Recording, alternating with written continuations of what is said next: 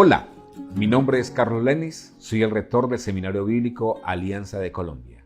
Y en este mes de la Biblia voy a responder a la pregunta, ¿por qué debemos creer en lo que la Biblia dice? Entre muchas respuestas, yo he seleccionado 3 que considero primordiales. En primera medida, porque la Biblia guarda unidad y veracidad en lo que afirma. Un ejemplo entre muchos es el caso de Jesús. En el Antiguo Testamento se habla de él. En primera medida se profetizó que Jesús había de nacer de una virgen y que se llamaría Emmanuel, Dios con nosotros. Eso fue profetizado por el profeta Malaquías hace aproximadamente 900 años y esta profecía se cumplió. También se habló que él nacería en Belén y también se dijo de él que una estrella guiaría su nacimiento. Pues bien, esta profecía se dio en Números 24:17, cuando se habla que de la descendencia de Jacob aparecería una estrella. Esta estrella en el nacimiento de Jesús simbolizaba no solamente la guía, sino también al mismo tiempo el cumplimiento de que alguien importante, valioso, era el cumplimiento de esta profecía del Antiguo Testamento y había nacido para gobernar. Su llegada también, como su ministerio, fue profetizada con anterioridad por Isaías, 900 años, cuando se habló de que un hombre le iba a anteceder y este era Juan el Bautista. También se dijo de él en el Antiguo Testamento que un amigo suyo lo iba a traicionar nada menos y nada más que por 30 monedas de plata, que ante las acusaciones que se le iban a hacer por parte de los fariseos y saduceos, él guardaría silencio, que el Mesías iba a ser crucificado en medio de malhechores, pero también que iba a ser una entrada triunfal en Jerusalén en un asno.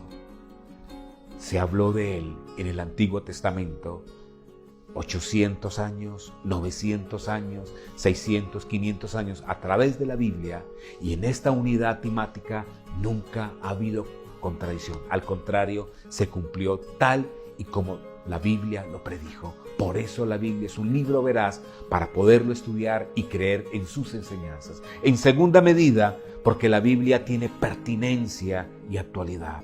Una niña que se encontraba en su lecho de muerte tenía allí a su hermano menor. De repente tomó la escritura o la Biblia y le dijo: mira, Jorge, te entrego esta palabra. Ella ha sido para mí un gran tesoro. En ella encontré el camino de salvación y voy a ir al cielo. Allí ya no la voy a necesitar, pero tú sí la vas a necesitar. En ellas encontrarás palabras de vida, pero también encontrarás el camino que te va a indicar cómo tú puedes lograr la vida eterna. La Biblia es hoy un libro que contiene principios, enseñanzas para los momentos difíciles, para los momentos de tristeza, tanto para los momentos de alegría, pero también nos da valor en los momentos que necesitamos fuerza, nos da esperanza, nos da luz en medio de la oscuridad y nos da orientaciones para tomar decisiones oportunas. Y allí es donde encontramos el tercer elemento del por qué debemos creer en las Escrituras, porque es un libro con un gran poder transformador. Un jefe de la tribu de Nuevas Hébridas, que antes de ser cristiano había sido caníbal, se encontraba a las afueras de su choza leyendo un libro. De repente pasó por allí un comerciante que al verlo se acercó curioso y le dijo: ¿qué lees? Y le dijo: leo la Biblia. Este comerciante sonrió socarronamente y le dijo: ¿estás leyendo ese libro caduco, viejo, obsoleto, pasado de moda? Ninguno que se ufane de ser un gran intelectual leería ese libro, perdería el tiempo leyendo en sus páginas. El jefe calmadamente lo miró a los ojos y le dijo: si este libro no estuviera en mis manos, si su mensaje no me hubiese conducido a Cristo, en este momento te digo que tú estarías en mi asador siendo freído para ser servido en mi comida. Este es el libro que cambia y ha cambiado vidas a través del tiempo. Es el libro que nos muestra el camino de la salvación. Donde quiera se predica esta palabra, donde quiera las personas genuinamente se arrepienten, se van encontrando con Jesús y su vida va siendo diferente, distinta.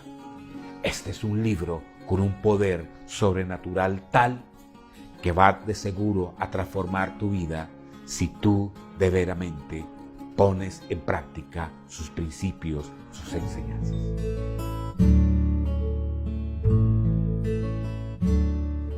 Hola, mi nombre es Diego Fernando Bolívar, soy pastor en la Alianza Cristiana y quiero celebrar el mes de la Biblia compartiendo con ustedes unos principios básicos para estudiar la palabra de Dios. Como todos sabemos, la Biblia es la revelación dada por Dios a la humanidad y al individuo para descubrir su razón de ser y su propósito. Por lo tanto, es importante acercarnos y estudiar esas enseñanzas para nuestras vidas. El Salmo 119, 15 al 16 nos da unas pistas iniciales para estudiar la palabra de Dios. Allí tenemos en la Biblia lo siguiente, dice el salmista: en tus mandamientos meditaré. O sea, aquí nos están haciendo una invitación a meditar, es decir, a pensar con inteligencia en las verdades de la palabra de Dios para procurar entenderlas. Pero también dice el texto: consideraré tus caminos. Mira cómo nos invitan a estudiar esas verdades aplicándolas al camino de la vida, al estilo de vida que agrada al Señor, a los caminos de Dios. Y también el texto, el pasaje nos invita, dice: me regocijaré en tus estatutos. O sea que nos invitan a estudiar la palabra de Dios con la actitud correcta, con alegría, con el deseo de sorprendernos, con una invitación a descubrir esas verdades, con un sentimiento de deleite.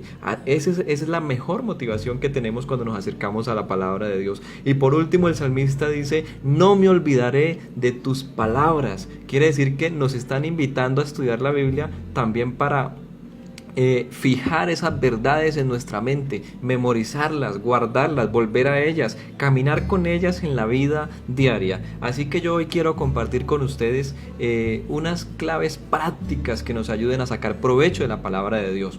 En primer lugar, hágase un panorama general de las Escrituras. Si es posible, déle una lectura general y rápida a toda la Biblia para que usted se haga una idea en su mente de cómo se va desarrollando la historia del plan redentor de Dios, cómo va avanzando esa historia y culmina en Jesús, y usted ya va a tener una idea general de la Biblia y cuando se acerque a un pasaje va a ser más provechoso.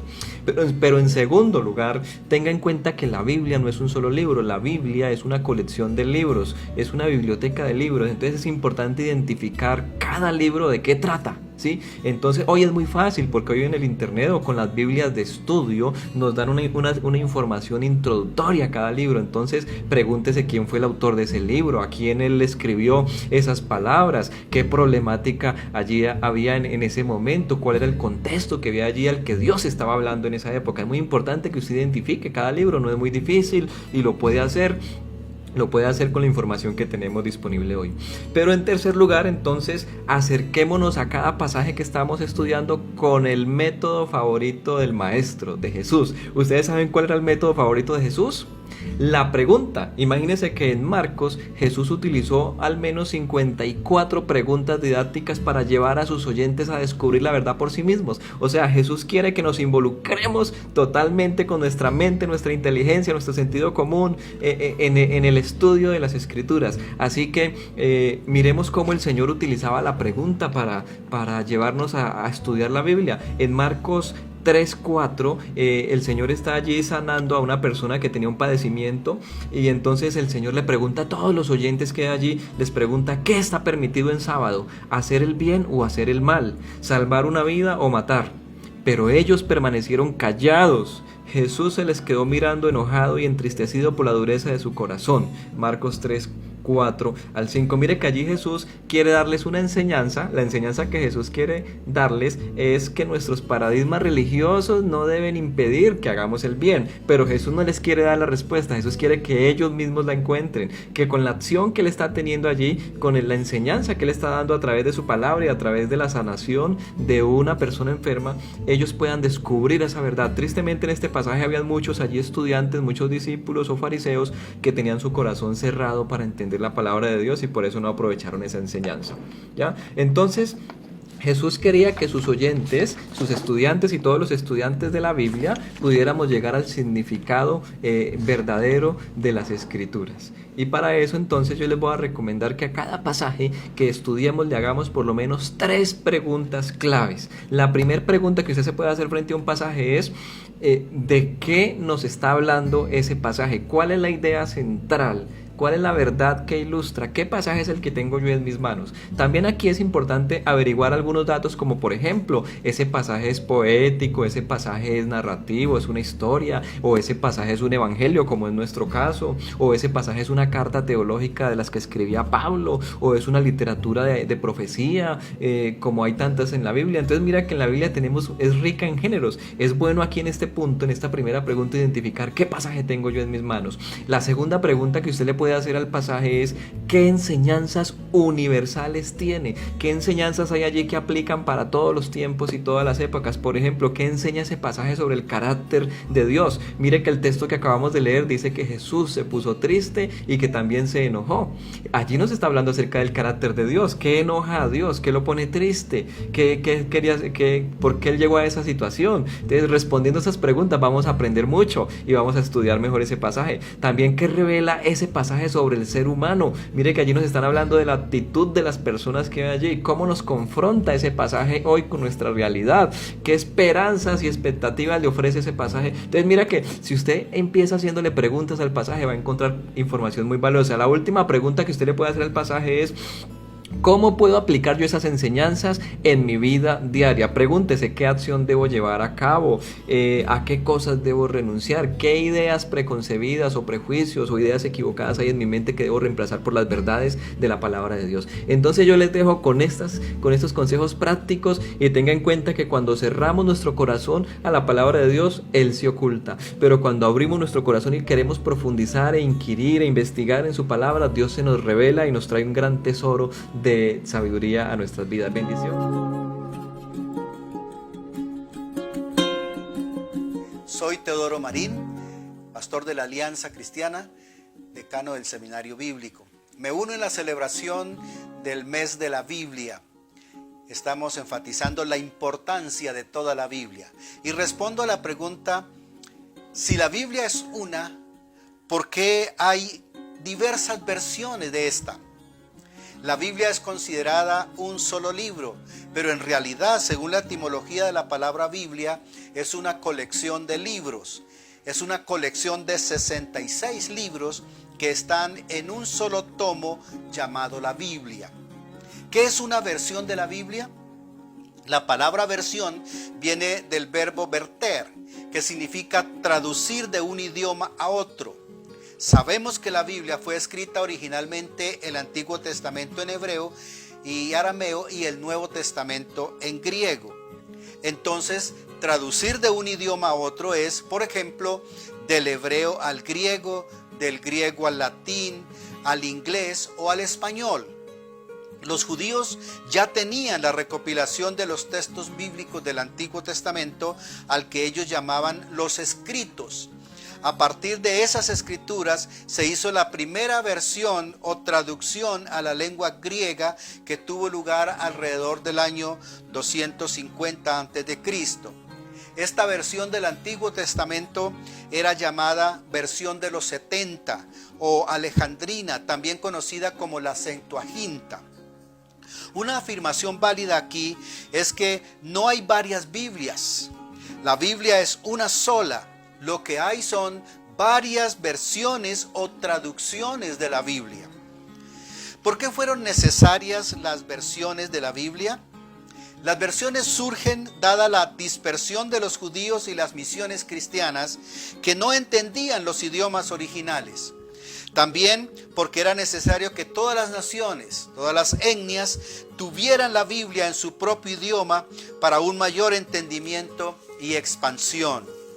Otra razón es porque con el paso del tiempo los idiomas se fueron desarrollando y perfeccionando, al punto que los escritos antiguos no eran entendibles. Era necesario actualizar el lenguaje de las escrituras.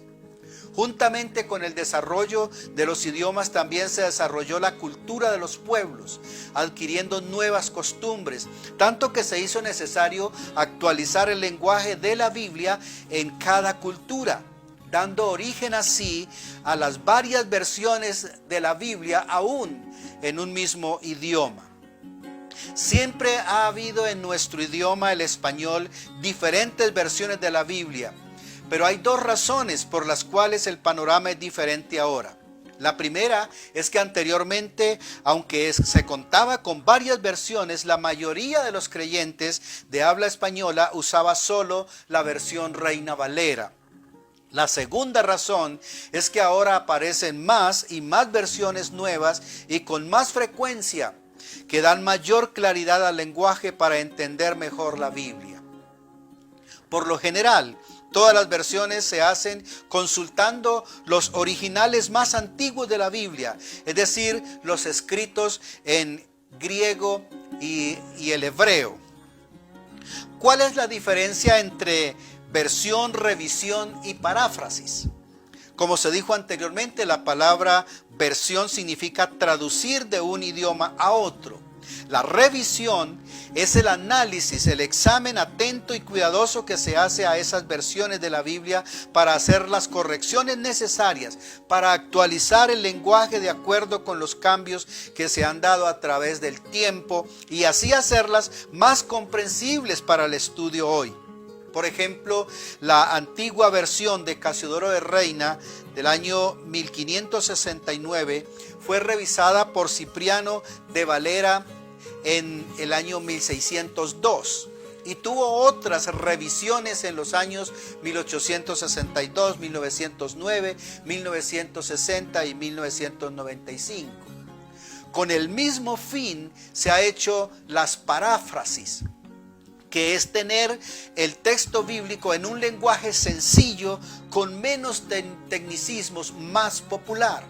No se trata de una traducción a otro idioma, sino una forma de resumir el texto con palabras propias de un individuo con una cultura determinada.